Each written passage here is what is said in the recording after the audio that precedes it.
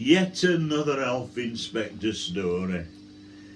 This one's called Railway Mania. So hold on tight, here we go. Railway Mania. When Fred Nutwood moved to Bloxbury, he bought a garden shed. He'd laid each slab beneath the base from instructions A to Z.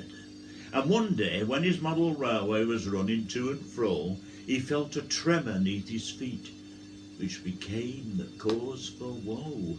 His shed began to tilt when once it had been stable. Then locos fell onto the floor from off the corner table. Another tremor from below and the shed moved here and there. Fred pondered mining substance and began pulling out his hair. Meanwhile, in Shepton Mallet, they'd heard of Fred's strange plight. They sent an elf inspector to delve about and put things right. Don Wheeler was a loco man who was fond of playing trains. His shunting skills were as legendary as his skill at sniffing drains. Fred greeted Don quite eagerly as he stood beside his shed. When he asked about the cause, our Ronald scratched his head. I see your garden's on a bank which dips towards the avenue. I'll go and look there if I may. I'll see what I can do. First though, I'd like a favour, as I've heard your layout is a gem. Please do let me see it before I solve your strange problem. Of course, mused Fred. Please do come in. I'll set the wheels in motion. This led our Don to stand in awe at the powers of locomotion. When the shed is on the move, said Fred, it makes things go all right. It's hard to get back onto track no matter how I try. For example, a loco on a branch line came off and broke its funnel when the 1208 from Reading became stuck inside a tunnel.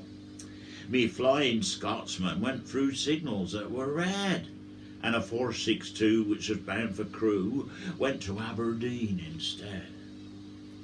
As our Fred was expanding on such weird affairs, the shed began to lurch again and took them unawares. Don urged, it's best to turn the layout off. Time for investigation. He left the shed, thence to the gate, Fred Nutwood at his station.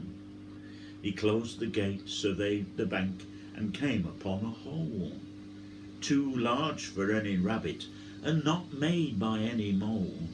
Then back to Mr. Nutwood, who had visions of great doom. His railway modelling plans had descended into gloom. Said Mr. Nutwood, tell me, Mr. Weir, can you cure me of the nagers? Said Don. The news I have is good and bad. You've got a set of badgers. When you send your locos to travel on their ways, it makes the badgers active. It seems to drive them mad, said Fred. Oh, I don't want to harm them, though I'd like to that they'd move on, as they're interfering with me hobby. I'll be glad when they're gone. Don urged. Oh, sadly there's no way to move them that complies with English law. They may leave you without warning, or stay here forevermore. You might try their taste in music to find a tune they can't abide, and if they're still there after that, you can tell everybody that you tried. At this point, Don shook Fred's hand. He'd had a pleasant day, whilst fretting Fred and his moving shed in our memories will stay.